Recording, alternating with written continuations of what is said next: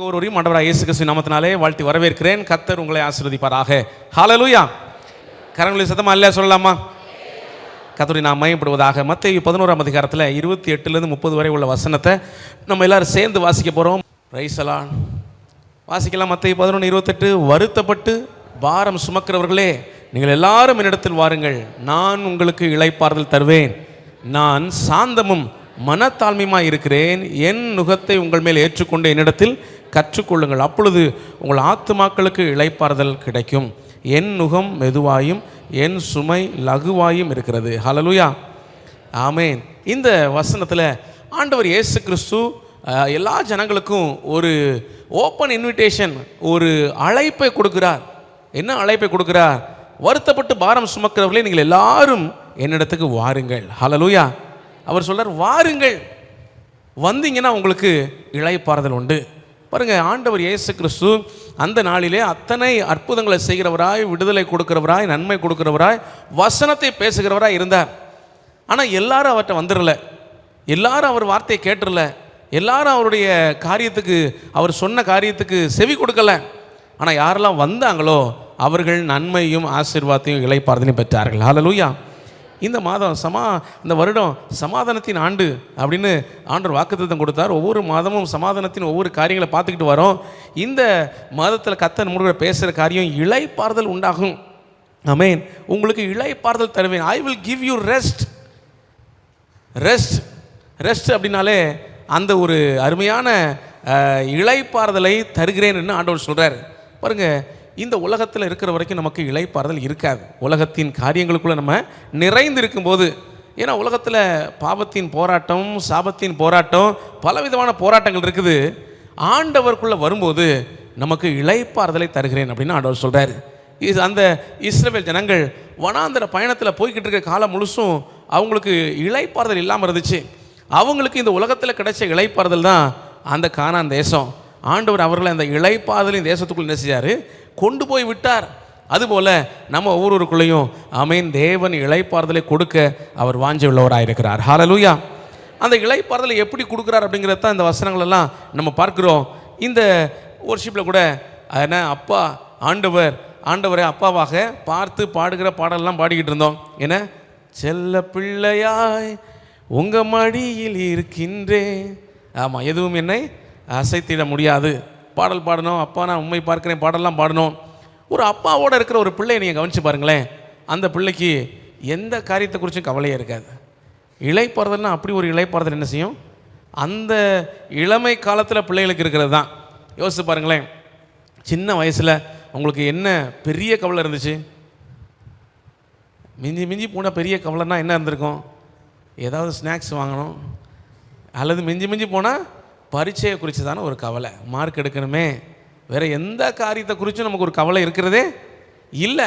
ஏதாவது நமக்கு ஒரு தேவை இருக்குது, ஏதாவது ஒரு பிரச்சனை இருக்குது அப்படின்னா உடனே நம்முடைய சிந்தனையெல்லாம் எங்கே தான் போகும்? இந்த பையங்க ஒருத்தருக்கு சண்டை போட்டுக்குருவாங்க. ஏன்னா ஏதாவது சின்ன சின்ன விஷயங்களில் சண்டை. அந்த சண்டை ஒரு கட்டத்துக்கு மேலே போகும்போது அவன் என்ன சொல்லி மிரட்டுவான்? நான் எங்கள் அப்பாட்ட சொல்லிடுவேன். எங்கள் அப்பா யார் தெரியுமில்ல? எங்கள் அப்பா அதெல்லாம் ஹெட்மாஸ்டர்லாம் எங்கள் அப்பாவுக்கு பழக்கம், ரொம்ப ஃப்ரெண்டு. நான் எங்கள் அப்பாட்ட சொல்லிடுவேன், எங்கள் அப்பா ஹெட்மாஸ்டர்கிட்ட சொல்லி பாரு, உன்னை என்ன செய்கிறேன் பார். அப்போ இவங்களுடைய முழு ஆதரவும் நம்பிக்கையும் யாருன்னா அந்த அப்பா தான்.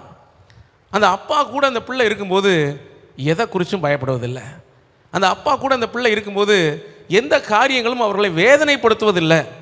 இங்கே ஆண்டவர் அவர் தான் நம்முடைய அப்பா, அவரை நம்ம படைத்தவர். அவர் சொல்கிறாரு, நான் உங்களுக்கு இளைப்பாறுதல் தருகிறேன், என்னிடத்தில் வாருங்கள். அவரிடத்தில் வரும்போது, அவரை நெருங்கி அவருடைய கிருபையை நம்ம பற்றிக்கொள்ளும் போது அவர் சொல்கிறாரு, நான் உங்களுக்கு இளைப்பாறுதல் தருகிறேன். ஆமென். அது சிறு பிள்ளைகளை பற்றி சொன்னேன். அவர்கள் எல்லாத்துக்கும் அப்பாவை நம்பி இருக்கிறாங்க, அப்பாவை சார்ந்து இருக்கிறாங்க. வளரும் போதும் கூட நம்ம வளர்ந்து நம்மளே தனியாக ஒரு என்ன சொல்கிறது, பெரிய ஆளாக ஆகி நம்மளே ஒரு குடும்பமாக ஆன பிறகும் கூட நம்முடைய சில கவலைகளை, வாரங்களை என்ன பகிர்ந்து கொள்கிற இடம் எங்கே தான்? நம்முடைய அப்பாவோ அம்மாவோ. ஏன்னா அவங்க அப்படிப்பட்டவங்ககிட்ட போய் சொல்லும் போது இப்போ அவங்க நம்முடைய பிரச்சனை எல்லாம் தீர்க்கக்கூடியவங்களா இல்லை. ஏன்னா இப்போ நம்ம சந்திக்கிறதெல்லாம் ஆமாம் பெரிய பெரிய காரியங்களாக இருந்தாலும் அதை எல்லாத்தையும் தீர்க்கக்கூடிய விதத்தில் அவங்க இல்லாட்டினாலும் நமக்கு ஒரு தைரியம் சொல்கிறவங்களா இருக்கிறாங்க. பரவாயில்ல, தைரியமாக இரு, நான் உனக்காக ஜெபம் பண்ணுறேன், நான் உனக்காக ஆண்டவரை நோக்கி கூப்பிடுறேன், அல்லது நான் உனக்காக யார்ட்டையாவது பரிந்து பேசுகிறேன், யார்ட்டையாவது உதவி கேட்குறேன். பாருங்கள், நம்முடைய எல்லா காலகட்டத்திலும் இந்த பூலோக தகப்பன் அல்லது தாய் நமக்கு ஒரு ஆதரவாக இருக்கிறது போல ஆண்டவர் சொல்கிறார், நான் உங்களுக்கு ஆதரவாக என்ன செய்கிறேன், இருக்கிறேன். ஆமாம், எருசலேமுக்கு ஆதரவாக இருக்கிறேன்னு சொன்னது மாதிரி நம்ம வாழ்க்கையில் இந்த பூலோக தகப்பன் எங்கெல்லாம் நமக்கு உதவி செய்ய முடியாத நிலை இருக்குதோ அந்த எல்லா நேரத்திலும் இந்த தேவாதி தேவன் நமக்கு ஆறுதல் செய்கிறவராக இருக்கிறார். ஹல்லேலூயா. ஆத்மாவில் இளைப்பாறுதல் தருகிறேன் அப்படின்னு ஆண்டவர் சொல்கிறார். ஏன் அப்படி அதை சொல்கிறார் அப்படின்னா, பல நேரங்களில் ஆத்மாவிலே இளைப்பாறுதல் இருக்கிறது இல்லை. பாருங்கள், ஆவியில் ஒரு மனிதனுக்கு இளைப்பாறுதல் இல்லாதது தான் இந்த பாவத்தின் சாபத்தின் எல்லா தீமையின் காரியங்கள். ஆண்டவரிடத்தில் வரும்போது அவருடைய வார்த்தையை கேட்டு ஒரு மனிதன் ஆண்டவரை தெய்வமாக ஏற்றுக்கொள்ளும் போது அவனுடைய ஆவி பகுதியில் இளைப்பாறுதல் வருது. அதைத்தான் நம்ம ரட்சிப்புன்னு சொல்கிறோம். ஆனால் இந்த ஆத்மாவிலே இளைப்பாறுதல் அப்படிங்கிறது மிக முக்கியமானது. அது பல நேரங்களில் விசுவாசிகளுக்கும் இருக்கிறது இல்லை. ஆத்மாவிலே இளைப்பாறுதல் பாருங்கள், நம்ம ஆத்மாவிலே ஒவ்வொரு மனிதருக்கும் இளைப்பாறுதல் வருவதற்கு சில காரியங்களை செய்தால் மட்டும்தான் இளைப்பாறுதல், சில காரியங்களை பின்பற்றினா மட்டும்தான் இளைப்பாறுதல் வரும். அது என்ன காரியங்கள்? ஆத்மாவின் ஒவ்வொரு பகுதியிலும் இளைப்பாறுதல் வருவதற்கு என்ன செய்யறதுங்கிறத வசனத்தில் சொல்கிறேன். நம்ம வாழ்க்கையில் அதை கடைபிடிப்போம், செயல்படுத்துவோம். கர்த்தர் இந்த புதிய மாதத்தில் அவருடைய கிருபைகளை நிறைவாய் கொடுத்து நடத்துவாராக. ஹல்லேலூயா. ஆமென். பல நேரங்களில் விசுவாசிகளாக இருந்தாலும் தேவ பிள்ளைகளாக இருந்தாலும் அவர்கள் எதிர்பார்க்குற காரியம் என்னென்னா, ஆமாம் ஆண்டவர் எல்லாம் செஞ்சு வச்சுட்டார், நீங்கள் ஒன்றுமே செய்ய வேண்டியதில்லை அப்படின்னா அல்லேலூயா அப்படின்னு சொல்லுவோம். நம்ம ஏதாவது செய்யணும் அப்படின்னா அப்படியாக்கும் அப்படின்னு. அது நமக்கு விருப்பமாக இருக்கிறது இல்லை, அது கஷ்டமாக இருக்கிறது போல் இருக்குது. ஆனால் பாருங்களேன், பிள்ளைகள் வளரணும்னா அவங்க சாப்பிட்டு தான் ஆகணும், அவங்க போட்டிகளில் ஜெயிக்கணும் அப்படின்னா பயிற்சி எடுத்து தான் ஆகணும், மார்க் நிறையா வாங்கணும் அப்படின்னா உட்காந்து படித்து தான் ஆகணும். நீ எதுவுமே செய்ய வேண்டாம் எல்லாமே கிடைச்சிடும் அப்படின்னா எப்படி கிடைக்கும்? அது ஜனங்களை தவறான திசையில் வழிநடத்துறது, ஏமாற்றுறது. இங்கே ஆண்டவர் நமக்கு இளைப்பாறுதல் தருகிறவ, அந்த இளைப்பாறுதல் விசேஷமானதாக இருக்குது. அதற்கு நம்ம சில முயற்சிகளையும் செய்ய வேண்டியிருக்குது.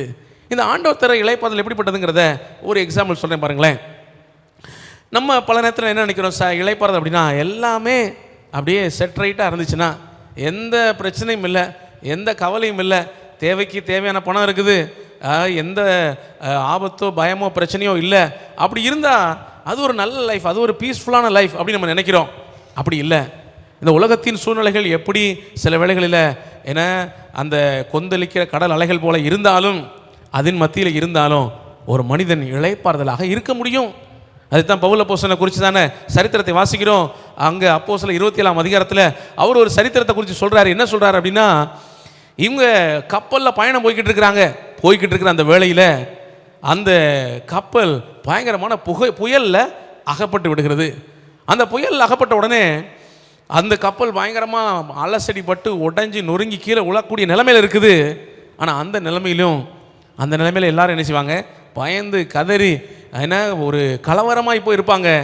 அந்த நேரத்திலையும் ஒரு மனிதன் அமைதியாக இருக்கிறார். ஒரு மனிதன் எந்த பதட்டமும் இல்லாமல் கூலாக இருக்கிறார். அவர் தான் பவுல் அப்போஸ்தலன். ஹல்லேலூயா. எப்படிங்க இவ்வளவு காரியத்தின் குழப்பத்தின் மத்தியில் ஒரு மனுஷனுக்கு மனசில் அமைதி இளைப்பாறுதல் இருக்கும் அப்படின்னா, அவர் சொல்கிறாரு, நான் என் அப்பா மேலே நம்பிக்கை வச்சிருக்கிறேன். ஹல்லேலூயா. அந்த 23ஆம் வசனம், அப்போஸ்தலர் 27-23 வசனத்தை பாருங்கள். அவர் சொல்கிறாரு, ஏனென்றால் என்னை ஆட்கொண்டவரும் நான் சேவிக்கிறவருமான தேவனுடைய தூதன் இந்த ராத்திரியில் என்னிடத்தில் வந்து என்னோட பேசினார். ஹல்லேலூயா. என்ன பேசினார்? 24ஆம் வசனத்தை எல்லாம் சேர்ந்து வாசிக்கலாம். பவுலே பயப்படாதே, நீ ராயனுக்கு முன்பாக நிற்க வேண்டும், இதோ உன்னுடனே கூட யாத்திரை பண்ணுகிற யாவரையும் தேவன் உனக்கு தயவு பண்ணினார். ஹல்லேலூயா. அதை சொல்லிட்டு சொல்கிறாரு, அதனால நான் பயப்படலை, நீங்களும் பயப்படாதீங்க. அந்த 25ஆம் வசனம் பாருங்கள். ஆனபடியினாலே மனுஷரே திட மனதாக இருங்கள். ஹல்லேலூயா. கப்பல் கொந்தளிச்சுக்கிட்டு இருக்குங்க, கடலில் மூழ்க போகுது.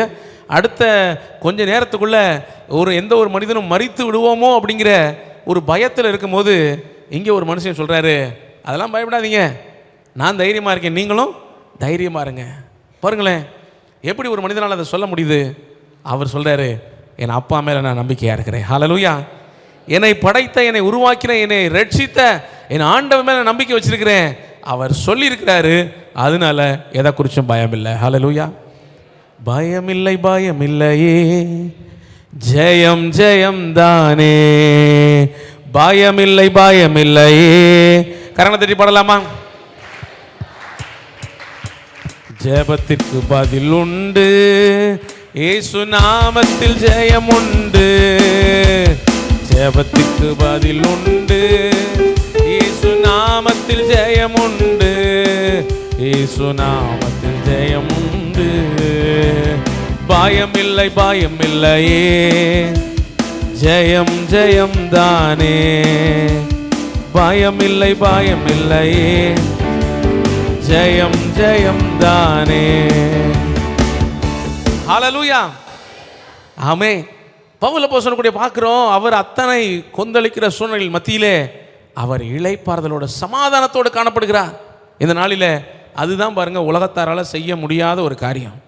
உலகத்தாரால் ஏற்றுக்கொள்ள முடியாத அந்த வித்தியாசமான ஒரு சூழ்நிலைகள் தான் இவைகள். ஆனாலும் பாருங்க, அவர் சொல்றாரு, எனக்கு சொல்லப்பட்ட பிரகாரமாகவே நடக்கும். சொல்லுங்க, எனக்கு சொல்லப்பட்ட பிரகாரமாகவே நடக்கும். என்ன உங்களுக்கு ஆண்டவர் சொல்லிக்கிறாரு? என்ன வாக்குத்தத்தம் கொடுத்திருக்கிறாரு? ஆமென். சமாதானத்தை குறித்து வாக்குத்தத்தம் கொடுத்திருக்கிறாரா? அதன்படியே எனக்கு நடக்கும். ஹல்லேலூயா.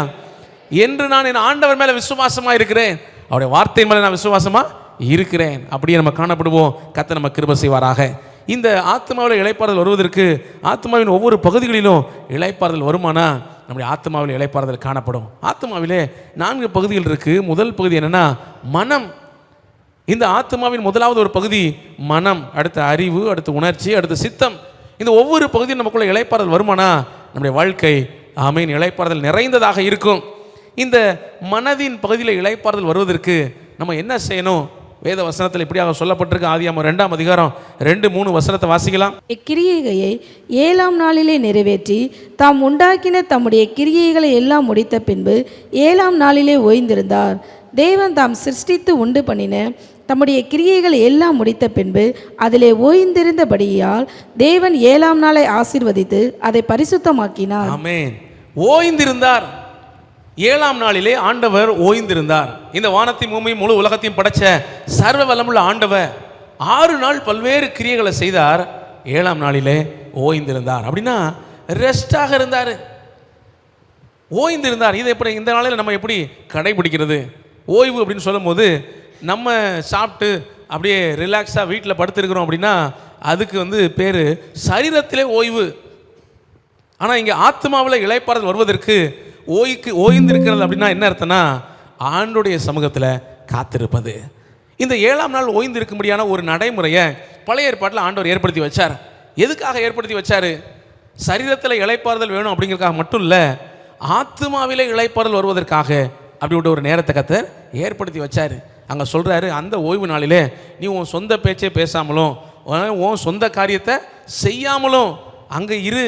எங்கே இரு? தேவ சமூகத்தில் காத்திரு. அதனால தான் பாருங்களேன், பழைய ஏற்பாட்டில் அந்த ஓய்வு நாள் அன்றைக்கு ஆலயத்துக்கு போக ஆண்டுடைய வசனத்தை தியானிக்க தேவனுடைய பாதத்தில் காத்திருப்பதை ஜனங்கள் தெரிந்து கொண்டிருந்தாங்க. எப்பொழுதெல்லாம் அந்த ஓய்வு நாளை கர்த்தருக்கு முக்கியத்துவம் கொடுத்து அவர்கள் ஆண்டுடைய சமூகத்தில் நேரத்தை செலவிட்டாங்களோ அன்றைக்கு அவர்கள் ஆத்மாவிலே இளைப்பாறுதல் இருந்தது. ஹல்லேலூயா. எப்படி சரீரத்தில் அப்பப்போ இளைப்பாறுதல் தேவைப்படுதோ, ஒரு 12 மணி நேரம் அல்லது 18 மணி நேரம் நம்ம தொடர்ச்சியாக வேலை செஞ்சிட்டோம் அப்படின்னா அதுக்கடுத்து ஒரு ஓய்வு தேவைப்படுது. ஆட்டோமேட்டிக்காக நம்முடைய சரீரம் டயர்டாகிடுது. அந்த டயர்டாகிடுச்சுங்கிறது எப்படி தெரியும்? பார்த்தாலே பலரை தெரியும். அப்படி ஒரு சோகமான முகம், ஒரு அலுப்பான டயர்டான ஒரு முகமாக தெரியும். அதுக்கடுத்து பார்த்தீங்கன்னா ஆமாம் பலருக்கும் அல்லேலூயா அப்பப்போ என்ன செய்யும்? ஆமாம் கொட்டாவி வரும். அதுக்கப்புறம் அப்படியே நேராக உட்காந்துருக்க முடியாது, இப்படி அப்படி நெளிப்போம். அப்புறம் நம்மளை அறியாமலே என்ன செஞ்சிடும்? தூக்கம் வந்துடும். இது ஏன்? சரீரத்தில் இளைப்பாறுதல் தேவைப்படுது. அதே போல் பாருங்கள், ஆத்மாவிலே இளைப்பாறுதல் தேவை. ஆனால் இந்த ஆத்மாவின் இளைப்பாறுதலை குறித்து அநேகர் கருத்து இல்லாதவர்களாக இருக்கிறாங்க. அந்த தேவ சமூகத்தில் நம்ம அமர்ந்து இந்த ஆத்மாவுக்கு இளைப்பாறுதலை கொடுக்கணும், இந்த ஆத்மாவிலே ஒரு ரெஃப்ரெஷிங் கடந்து வர வேண்டியிருக்கு அப்படிங்கிறத குறித்து அநேகர் கருத்து இல்லாதவர்களாக இருக்கிறாங்க. சங்கீதம் 37 ஆமென் 7ஆம் வசனத்தை இங்கே வாசித்து பாருங்க. கர்த்தரை நோக்கி அமர்ந்திரு, அவருக்கு காத்திரு.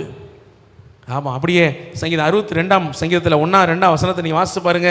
சங்கீதம் 62:1 இப்படியாக சொல்லப்பட்டிருக்கு, தேவனையே நோக்கி என் ஆத்மா அமர்ந்திருக்கிறது, அவரால் என் ரட்சிப்பு வரும். அவரே என் கண்மலையும் என் ரட்சிப்பும் என் உயர்ந்த அடைக்கலமானவர், நான் அதிகமாய் அசைக்கப்படுவதில்லை. அந்த ஆண்டவரை நோக்கி காத்திரு. எல்லாரும் சொல்லுங்களேன், ஆத்மாவே ஆண்டவரை நோக்கி.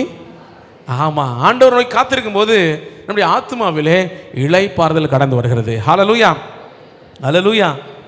இந்த ஆத்மாவுக்கு இளைப்பாறுதல் வர ஆண்டுடைய சமூகத்தில் காத்திருக்கிறது தான் என்ன? ஜெபமும் வேத தியானமும் தாங்க. பிறகு ஒவ்வொரு நாளும் அதுபோல் நம்ம வீட்டில் ஆணுடைய பாதத்தில் காத்திருக்க வேண்டியது அவசியமாக இருக்குது. ஒவ்வொரு வாரத்துக்கு ஒரு முறையும் ஆலயத்திலே ஆணுடைய சமூகத்தில் காத்திருக்க வேண்டியது அவசியமாக இருக்குது.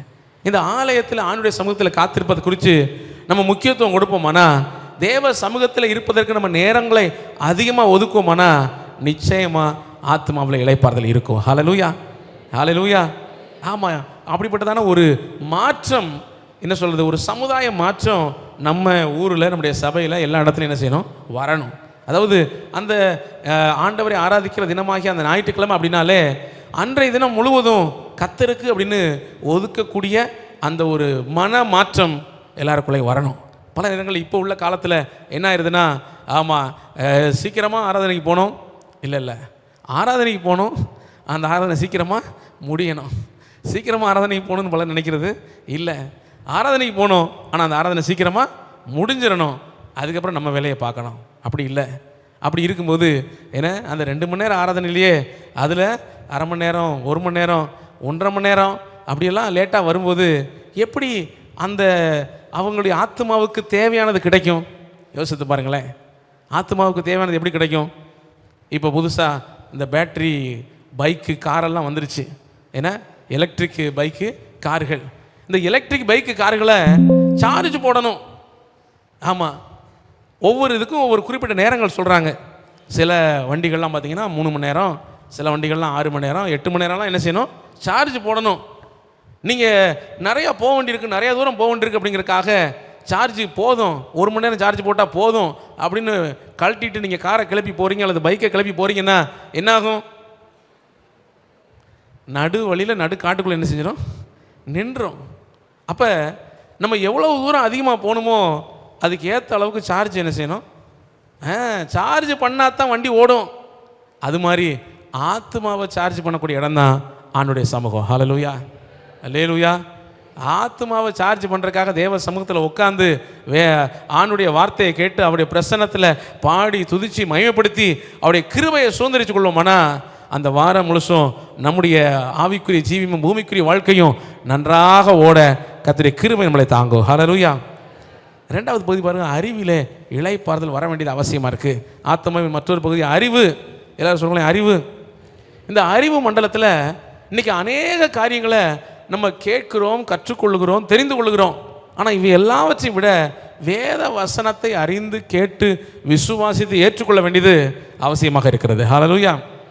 இப்போ இந்த ஸ்மார்ட் ஃபோன் வந்த உடனே என்ன, அதாவது எல்லாருமே டாக்டரு, எல்லாருமே இன்ஜினியரு, எல்லாருமே எல்லாம் ஆயிடுறாங்க. ஏன்னா இப்படியாக சொல்கிறாங்க, வாட்ஸ்அப் டாக்டரான். வாட்ஸ்அப்பில் வர்றதை வச்சு படித்தே பல பேர் டாக்டர் ஆகிட்டாங்க. ஏன்னா என்னென்ன வியாதிக்கு என்னென்ன மருந்து, இதெல்லாம் முந்தி காலத்துலலாம் பல வருஷம் டாக்டர் கூட அசிஸ்டண்டாக இருக்கிற கம்பவுண்டருக்கு தான் தெரியும். ஏன்னா அவங்க தான் பின்னாட்களில் நமக்கு 4 மருந்து தெரியும்னு போலி டாக்டர்கள் உருவானது கம்பவுண்டர்கள் தான். இன்றைக்கி அப்படி இல்லை, எல்லாருமே போலி டாக்டராக என்ன செஞ்சிடலாம். ஆமாம், எனக்கும் கிட்டத்தட்ட எல்லா வியாதிக்கும் மருந்து தெரியும். அல்லேலூயா. அதுக்காக நான் டாக்டர் கிடையாது இல்லை. ஆமாம், நானும் மருந்து சொன்னேன்னா அப்புறம் அது எல்லா நேரத்திலும் சரியாக என்ன செய்யாது, இருக்காது. யாரோ ஒருத்தருக்கு அது நல்லா இருந்திருக்கும். என்ன பாருங்கள், இப்போ சுகர்னால் அதுக்கு என்னென்ன மாத்திரையெல்லாம் போடணும் எனக்கு தெரியும். ஏன்னா அப்படிப்பட்டவங்களை பற்றி நான் பார்த்துருக்கிறேன், அவங்களோட கூட இருந்திருக்கிறேன். அதுக்கு இன்சுலின் போடணும், என்னென்ன போடணும் எல்லாம் தெரியும். அதே மாதிரி ப்ரெஷரு, அதுக்கு என்னென்ன மாத்திரை போட்டால் என்னென்ன மாதிரி ரியாக்ஷன் இருக்கும். வாட்ஸ்அப் டாக்டரு, வாட்ஸ்அப்பில் வர்றதை படித்து வச்சுக்கிட்டு இன்றைக்கி அறிவில் எல்லாரும் பெருகி இருக்கிறாங்க. அதே மாதிரி தான் என்ன, எல்லாருமே இன்ஜினியர் தான், வீடு கட்டுற இன்ஜினியர் தான். கேட்டு பாருங்கள், இவங்க வீடு கட்டுறவங்க கொடுக்குற ஐடியாவை கேட்டு அவங்க மண்டையை பிச்சுக்கிடுவாங்க. அந்தளவுக்கு இவங்க பல விஷயத்தை என்ன செய்கிறாங்க, இன்டர்நெட்டில் யூடியூப்பில் பலதுலையும் பார்த்து வச்சுக்கிட்டு அவங்க அந்த மாதிரி செய்யணும் இந்த மாதிரி செய்யணும்னு கேட்குறாங்க. இந்த மாதிரி அறிவு பெருகி போச்சு. அறிவுக்குரிய கடித்த காரியங்கள் அநேகமானதை எல்லாரும் கேட்டு கேட்டு கேட்டு கற்றுக்கொண்டு என்ன தெரிந்து கொள்கிறோம். அது எதுவுமே இளைப்பாறுதலை கொண்டு வராது, ஆத்துமாவிலே அறிவிலே சோர்வை உண்டாக்கும். பாருங்கள், அறிவு பெருக்க அறிவு இருமாப்பை உண்டாக்கும் அப்படின்னு போட்டிருக்கு. இது ஆத்மாவில் ஒரு சோர்வை உண்டாக்கும், இந்த உலக பிரகாரமான அறிவுகள், ஞானங்கள். ஆனால் இந்த அறிவு மண்டலத்தில் எப்பொழுது நமக்கு ரெஸ்ட்டு, ரிலாக்ஸ், இளைப்பாறுதல் எப்போ வரும் அப்படின்னா, வசனத்தை நீங்கள் அறிந்து கொள்ளும் போது. ஹல்லேலூயா.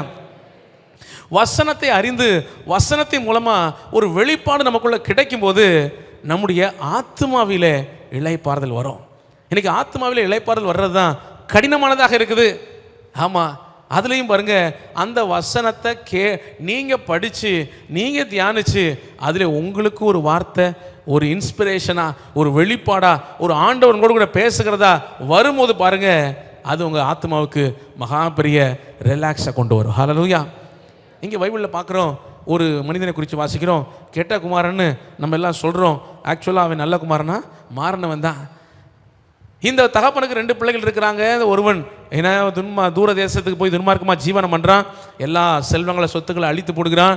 அவன் அதுக்கப்புறம் ஒருத்தன் போய் வேலை கேட்குறான். அவன் பன்றி மேய்க்கிற வேலையை கொடுத்து அங்கே சாப்பாட்டுக்கே வழி இல்லாமல் பன்றி சாப்பிட்ற அந்த தவிடாது நமக்கு கிடைக்காதான்னு எதிர்பார்ப்போடு இருக்கிற அந்த நேரத்தில் பைபிளில் வாசிக்கிறோம், அவனுக்கு புத்தி தெளிந்த போது.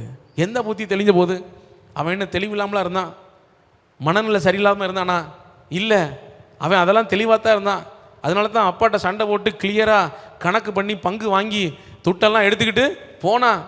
ஆனால் உலகத்திலும் பாவத்திலும் சிக்குண்டவனாக அந்த ஆத்துமாவிலே தெளிவில்லாதவனா என்ன செய்கிறான்? இருக்கிறான். அப்படி இருக்கிற நேரத்தில் தேவ கிருபையினாலே அவங்க வசனத்தில் பார்க்குறோம், அவனுக்கு புத்தியில் ஒரு தெளிவு வந்துச்சு. என்ன தெளிவு? தேவனை அறிந்து கொள்ள, புரிந்து கொள்ளக்கூடிய ஒரு தெளிவு என்ன செஞ்சு வந்துச்சு. என்ன தெளிவுனா, என் தகப்பன் வீட்டில் பூர்த்தியான ஆகாரம் இருக்குது. அதுதான் நம்ம அப்பா ஆண்டவர் இயேசு கிறிஸ்து. அவர் சொல்கிறாரு, என்னிடத்தில் வாங்க, நான் உங்களுக்கு இளைப்பாறுதல் தருகிறேன், எல்லாவற்றையும் குறைவில்லாமல் நான் நடத்துகிறேன். ஆனால் இவனோ குறைவோடு இருக்கிறான், இவனோ தேவையில் இருக்கிறான், இவனோ பஞ்சத்தில் இருக்கிறான், இவனோ அடிபட்டு கொண்டிருக்கிறான். அவன் சொல்கிறான், எங்கள் அப்பா வீட்டில் வேலைக்காரங்களை கூட கனமாக நடத்துகிறாங்க, என்ன மரியாதையாக நடத்துகிறாங்க.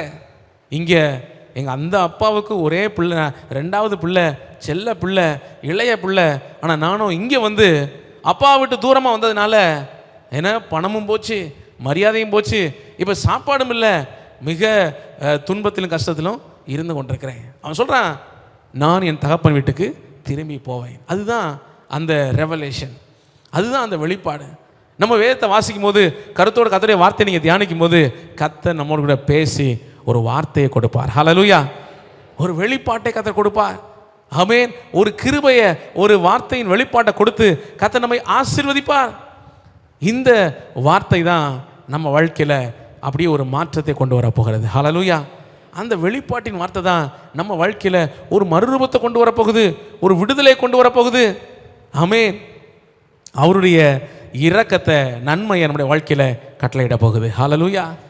ஆமாம் ஆமாம். கடந்த நாட்களில் சில ஊழியத்தின் நிமித்தமாக வந்த சில பொருளாதார நெருக்கங்கள், ஏன்னா புதுசாக அந்த இடம் வாங்கினது, எல்லா காரியத்துக்கும் அதை குறித்தான காரியத்தில் கொஞ்சம் மன வருத்தப்பட்டு, ஆண்டவரே இப்படி இருக்குதேன்னு ஆண்டோடைய சமூகத்தில் உட்கார்ந்துருக்கும் போது ஆண்டவர் என்னோட உணர்த்தின பேசின காரியம் என்னென்னா, அந்த ஒவ்வொரு சம்பவங்களையும் ஞாபகப்படுத்தினேன். ஒவ்வொரு காரியத்திலும் எவ்வளோ அற்புதமாக நடத்தினேன். ஆமாம் ஆண்டவரே, அற்புதமாக நடத்துனீங்க, உண்மைதான். ஆனால் இன்றைக்கி நான் பெரிய தேவையோடு இருக்கிறேனே, நான் என்ன செய்ய? அப்போ தான் ஆண்டவர் உணர்த்தினார், இதையெல்லாம் நடத்தினவ, இதையும் நடத்த நான் வல்லவ. நீ என்ன செய்யணும்? என்னுடைய பாத்தில் அமர்ந்துரு, காத்துரு. ஏன்னா இன்னும் ஆண்டுடைய சமூகத்தை நீ அமர்ந்துரு. ஒவ்வொரு காரியத்தையும் அற்புதமாக நடத்தினவ, இந்த நேரத்திலும் இந்த காரியத்திலும் ஒவ்வொன்றையும் ஜெயமாய் உன்னை வழி நடத்த அவர் வல்லவருங்கிற விசுவாசத்தை, வெளிப்பாட்டை கற்றுக் கொடுத்தார். ஹல்லேலூயா. நம்ம வாழ்க்கையிலும் பல காரியம் நினச்சி கலங்குகிறோம், கவலைப்படுகிறோம். ஆமென். பைபிளில் வாசிக்கிறோம்ல, தேவையானது ஒன்றே. என்னது ஒன்றே? ஆமாம், அதுதான் தேவனுடைய சமூகம், தேவனுடைய பாதம். மரியாள் தன்னை விட்டு எடுபடாத நல்ல பங்கை தெரிந்து கொண்டாள். அப்படின்னா ஆணுடைய சமூகத்தில் உட்கார்ந்துருக்கிறத பற்றி தெரிந்து கொண்டா. இன்றைக்கும் கூட இந்த அறிவு மண்டலத்தில் இளைப்பாறுதல் வரணும்னா வசனத்தின் மூலமாக தான் வர முடியும். ஹல்லேலூயா. வசனத்தை கருத்தோட வாசிங்க. ஆமென். நான் ஆரம்பத்தில் சொன்னேன், சில காரியங்களை செஞ்சால் மட்டும்தான் விடுதலை வரும். வசனத்தை கருத்தோட வாசிங்க. வாசிக்க வாசிக்க நமக்குள்ள விசுவாசமும் தைரியமும் நம்பிக்கையும் பெருகும். அதை கடைபிடிக்க நம்ம வாழ்க்கையில் விடுதலை கடந்து வரும். ஹல்லேலூயா. மூணாவது, உணர்ச்சி மண்டலத்தில் இளைப்பாறுதல் வர வேண்டியது அவசியம். அப்படி வரும்போது தான் ஆத்மாவில் இளைப்பாறுதல் கடந்து வரும். யாத்திரை 33 அதிகாரம் 14 ஆண்டவர் இப்படியா சொல்லி வச்சிருக்கிறார், என் சமூகம் உனக்கு முன்பதாக செல்லும், நான் உனக்கு, எல்லாம் சத்தமாக சொல்லுங்க ஹல்லேலூயா. வாழ்க்கையின் சூழ்நிலைகளிலே நம்ம ஒவ்வொரு நாளும் சந்திக்கிற புதிய புதிய காரியங்கள் நம்மளை ஆச்சரியப்படுத்துது, வேறு வகையை சொல்லப்போனால் அதிர்ச்சியாக்குது. வாழ்க்கை நம்ம சந்திக்கிற ஒவ்வொரு புதிய புதிய காரியங்கள் திடீர்னு என்ன ஆச்சரியமான கலந்து அதிர்ச்சியை நமக்கு என்ன செய்யுது கொண்டு வருது. ஓ, இப்படி ஒரு காரியமா, இதுக்கு என்ன செய்ய, அப்பாடா இதை கடந்துட்டோம் நினைக்கும் போது ஐயோ இன்னொன்று காரியமா, இதுக்கு என்ன செய்ய. ஆண்டவர் சொல்கிறாரு, நீங்கள் உணர்ச்சி மண்டலத்தில் இளைப்பாறுதல் வரணுமானா ஆமென், இந்த ஆண்டுடைய வசனத்தின்படி கர்த்தர் உங்களை ஆசீர்வதிப்பார் என்று விசுவாசிங்க. ஹல்லேலூயா ஹல்லேலூயா. 1 பேதுரு 5:7 இப்படியா சொல்லப்பட்டிருக்கு, அவர் உங்களை விசாரிக்கிறவர் ஆனபடியால். ஆமாம், பக்கத்தில் ஒன்றை பார்த்து சொல்லுங்கள், அவர் உங்கள் கவலைகளை எல்லாம் அவர் மேலே வைத்து விடுங்கள். ஹல்லேலூயா. ஆமாம், அப்போ உணர்ச்சி மண்டலத்தில் இளைப்பாறுதல் வரணுமானா பாருங்க, நம்மளை 1000 காரியங்கள் நெருக்கி கொண்டிருக்கலாம், அந்த எல்லா காரியத்தையும் ஆண்டுடைய கரத்தில் ஆண்டுடைய சமூகத்தில் சொல்லிட்டு நாம் விடுதலையோடு காணப்படுவோம். ஹல்லேலூயா. ஆமென். பாருங்க, மனிதனுக்கு நல்ல உணர்ச்சிகள் இருக்குது, தீய உணர்ச்சிகள். அது என்ன நல்ல உணர்ச்சி? சந்தோஷம், மகிழ்ச்சி தான் நல்ல உணர்ச்சிகள். அதனால தான் பாருங்க, ஆண்டுடைய சமூகத்தில் நம்ம கடந்து வருகிற ஒவ்வொரு நேரமும் அல்லது ஜெபிக்கிற ஒவ்வொரு நேரமும் அவர் நமக்குள்ள சந்தோஷத்தையும் மகிழ்ச்சியையும் சமாதானத்தையும் கொடுக்கிறார். ஹல்லேலூயா. அது தேவனிடத்திலிருந்து வருகிறது. ஆமாம், அதனால தான் பாருங்கள், ரட்சிக்கப்பட்ட மனிதனுக்கு முதல்ல ஆண்டவர் கொடுக்கிறது ரட்சிப்பின் சந்தோஷம். எல்லாரும் சொல்லுங்கள், ரட்சிப்பின். ஆமாம், சங்கீதக்காரன் சொல்கிறார், ரட்சிப்பின் சந்தோஷத்தை நீர் எனக்கு தந்து. அப்போ எந்த சூழ்நிலையில் இருந்தாலும் அந்த இடத்துல நமக்குள்ள ஒரு சந்தோஷத்தை கொண்டு வருகிறது தேவன், அவருடைய சமூகம். ஹல்லேலூயா. இந்த காரியங்கள் தான் அநேக நேரத்தில் இந்த உலகத்தில் உள்ள ஜனங்களுக்கு இல்லாது. இதுக்கு ஆப்போசிட்டான இருக்கிற எல்லாமே அது தீமையானது, அது சாத்தானால் வருகிறது, அது ஜனங்களுக்கு தீமைகளை உண்டாக்குகிறது. இஸ்ரவேல் ஜனங்களுக்கு பாருங்க, பல நேரத்தில் இது சந்தோஷம் கெட்டு போச்சு, மகிழ்ச்சி கெட்டு போச்சு. பாருங்க, அருமையான அந்த பரலோக மன்னாவை ஆண்டவர் கொடுக்குறாரு. இதை பார்த்தோன்னே இந்த மன்னா எங்களுக்கு என்னத்துக்கு, இது எங்களுக்கு வெறுப்பாக இருக்குது அப்படிங்கிறாங்க. காரணம் மன்னா மேலே உள்ள வெறுப்பு இல்லை, வேற பல காரியத்து மேலே உள்ள வெறுப்பு. அது நடக்கலையே, இது நடக்கலையே, அது கிடைக்கலையே, இப்படி நடக்கலையேங்கிற எண்ணம், வெறுப்பு. காரணம் அவங்க இந்த ஆண்டவருடைய காரியத்தை நம்பி விசுவாசித்து வாழாதிருக்கிறாங்க. சில பல சூழ்நிலைகளை பார்த்த உடனே பயத்துக்கும் அவிசுவாசத்துக்கும் இடம் கொடுக்குறவங்களா இருக்கிறாங்க. இன்னைக்கு கர்த்தரை நம்பிடுவோம். ஹல்லேலூயா ஹல்லேலூயா. அவர் நம்மளை ஒருபோதும் கைவிட மாட்டார். அவர் நீதிமான, ஆமென், தள்ளாட விட மாட்டார். ஹல்லேலூயா. ஆமாம், அந்த பாடல் ஒரு வரியை பாடலாமா? கர்த்தரை நம்பிடுங்கள், அவர் கைவிடவே மாட்டார், அவர் கைவிடவே மாட்டார். கர்த்தரை நம்பிடுங்கள், அவர் கைவிடவே மாட்டார், அவர் கைவிடவே மாட்டார். ஹல்லேலூயா. இந்த நம்பிக்கை இருக்கிற வரைக்கும் தைரியமாக இருப்போம். கொஞ்ச நாளைக்கு முன்னாடி வாழ்ந்த ஒரு பெரிய ரவுடியாக இருந்த ஒருத்தரை பற்றி தானே சரித்திரத்தை நான் படித்தேன். ஆட்டோ சங்கர்னு ஒரு பேர். அவர் பல கொலைகளை பண்ணியிருக்கிறார், பல பல தீமைகளை செஞ்சுருக்கிறார்னு சொல்லி அவரை ஜெயிலில் போட்டிருந்தாங்க. கடைசி அவருக்கு மரண தண்டனை அறிவிச்சிட்டாங்களாம். தூக்கு தண்டனை கொஞ்சம் வருஷத்துக்கு முன்னாடி தூக்கு தண்டனை அறிவிச்சிட்டு அந்த அதுக்கான நேரம் வருகிற நாள் வரைக்கும் அவர் கொஞ்சம் கூட பயப்படவே இல்லையா. இதை சொல்கிறது அந்நேரத்தில் அங்கே அதிகாரியாக இருந்த ஒருத்தர் சொல்கிறாரு, அவரை பக்கத்துலேருந்து பார்த்தவர். அவர் சொல்ல கொஞ்சம் கூட அவன் பயப்படவே இல்லை. எங்களுக்கே ஆச்சரியமாக இருந்துச்சு. ஏன்னா இந்த மாதிரி தூக்கு தண்டனை அறிவிச்சிட்டா அவங்க என்ன பயப்படுவாங்க, என்ன சோகமாக இருப்பாங்க, சில பேர்லாம் அழுது கத்துவாங்களாம், இப்படியெல்லாம் பல காரியங்கள் செய்வாங்க. ஏன்னா மரணம் நாளைக்கு அப்படின்னா எப்படி இருக்கும் ஒரு மனுஷனுக்கு. இவன் கொஞ்சம் கூட பயப்படவே இல்லை. அப்பப்போ கேட்பானா, ஏதாவது ஃபோன் வந்துச்சா அப்படின்னு கேட்பானா. என்னென்னா அவனுடைய 100க்கு 100 நம்பிக்கை என்னென்னா, எனக்கு பல அரசியல்வாதிகளை தெரியும், பல பேர் எனக்கு சப்போர்ட்டாக இருக்கிறாங்க, வெளியில் இருக்கிறாங்க, அவங்க எப்படியாவது என்னை விடுதலை ஆக்கிடுவாங்க, என்னை காப்பாற்றிடுவாங்க, கடைசி நிமிடத்தில் என்ன செஞ்சிருவாங்க, காப்பாற்றிடுவாங்கிறத அவன் 100க்கு 100 நம்பினால கொஞ்சம் கூட கவலையே படலை, கூலாக இருந்தானா. அதுக்கு முந்தின நாள், அடுத்த நாள் காலைல 5 மணிக்கு தூக்கு தண்டனை, முந்தின நாள் நைட்டு கூட கேட்டுக்கிட்டு இருந்தானா, எதுவும் ஃபோன் வந்துச்சா, ஏதாவது பிரசிடென்ட் ஆஃபீஸ்லேருந்து பிரைம் மினிஸ்டர் ஆஃபீஸ்லேருந்து ஏதாவது ஃபோன் வந்துச்சா? வந்திருக்கணுமே. அப்படி ஒரு கூலாக விசாரிச்சுட்டு இருந்தானா. அன்றைக்கி நைட்டும் கடைசியாக தூக்கு மேடைக்கு போகிற வரைக்கும் என்ன செஞ்சுட்டு இருக்கான்? அவனுடைய 100க்கு 100 எதிர்பார்ப்பு, என்னைய பெரிய பெரிய ஆட்கள்லாம் எனக்கு உதவிக்கிறான், காப்பாற்றிவாங்கங்கிற எண்ணம் இருக்கிறனால கொஞ்சம் கூட பயப்படலை. பாருங்களேன், ஒரு மனிதர்கள் மேலே நம்பிக்கை வச்சுருந்தவனே அப்படி பயப்படாமல் தைரியமாக ஏன்னா கவலையே படாமல் இருந்தான்னா, இன்றைக்கி கர்த்தர் மேலே நம்பிக்கை வச்சுருக்கோன்னு சொல்கிற நம்ம பயந்து செத்துக்கிட்டு இருக்கோம். பல விஷயங்களுக்கு என்ன செய்கிறோம்? ஆமாம், பயத்திலே பாதி செத்துடுறாங்க. பயத்திலேயே ஆமாம் பாதி உயிர் போயிருது. அப்படி இல்லை, கர்த்தரை விசுவாசிப்போம். ஹல்லேலூயா. ஆமாம், நமக்கு வானத்தையும் பூமியும் படைத்த சர்வ வல்லமுள்ள தேவன் துணையாக இருக்கிறார். ஹல்லேலூயா. அவர் மேலே நம்பிக்கை வச்சிருக்கிறவங்க ஒரு நாளும் கெட்டு போவதில்லை, ஒரு நாளும் வெட்கப்பட்டு போவதில்லை. ஒவ்வொரு நாளும் அவர் கிருபையாய் நம்மை நடத்துகிறார். உங்கள் கவலைகள் எல்லாம் அவர் மேலே வைத்து விடுங்க. நிறைவாக சித்தத்தில் இளைப்பாறுதல். இந்த ஆத்மாவின் ஒற்றை பகுதி சித்தம். ஆமேன். இது வில் அப்படின்னு நம்ம சொல்கிறோம். இது அப்படின்னா நம்ம வாழ்க்கையிலே நம்ம எடுக்கிற ஒவ்வொரு தீர்மானங்கள், முடிவுகள், அதுதான் அந்த சித்தம் அப்படிங்கிற டெசிஷன் மேக்கிங். இதை எதன் அடிப்படையில் நம்ம எடுக்கிறோம்? நம்முடைய வாழ்க்கையின் தீர்மானங்களை எந்த அடிப்படையில் எடுக்கிறோம்? ஆமேன். இங்கே ஆவிக்குரிய அடிப்படையில் ஆண்டவரை மையப்படுத்தி நம்முடைய வாழ்க்கையில் தீர்மானங்களை எடுப்போம்னா நம்ம வாழ்க்கையில் நிச்சயமாக இளைப்பாறுதல் இருக்கும். ஹல்லேலூயா. யோசுவா இப்படியாக அங்கே இருக்கிற எல்லா ஜனங்களை பார்த்து கேட்குறாரு, நீங்கள் எந்த காரியத்தை சேவிக்க போகிறீங்க? கர்த்தரை சேவிக்க போகிறீங்களா, அல்லது இந்த தேசத்தில் காணப்படுகிற பல்வேறு தீமைகளை, விக்கிரகங்களை, அந்நிய தெய்வங்களை இங்கே சேவிக்க போகிறீங்களா அப்படின்னு சொல்லிட்டு அவர் சொல்கிறாரு, நானும் என் வீட்டாரமோ வென்றால் கர்த்தரையே சேவிப்போம். ஹல்லேலூயா. பாருங்களேன், இது ஒரு தீர்மானம், இது ஒரு டெசிஷன் மேக்கிங். நான் கர்த்தரை தேட போகிறேன், கர்த்தரை பின்பற்ற போகிறேன், அவருடைய பிள்ளைய வாழ போகிறேங்கிறது ஒரு தீர்மானம். இந்த தீர்மானத்துக்குள்ளே ஒருத்தர் வந்துட்டாலே அவங்களுக்கு பாதி தீமைகள் மாறிடுச்சு. ஹல்லேலூயா. ஆமாம், அவங்களுக்கு பாதி காரியத்தில் இளைப்பாறுதல் வந்துருச்சு. ஏன் அப்படி சொல்கிறேன் அப்படின்னா, இந்த கர்த்தரை நான் சேவிக்க போகிறேங்கிற அந்த தீர்மானத்துக்குள்ளே வந்துட்டிங்கன்னா பிசாசு உங்கள் மேலே ஆளுகை செய்ய முடியாது.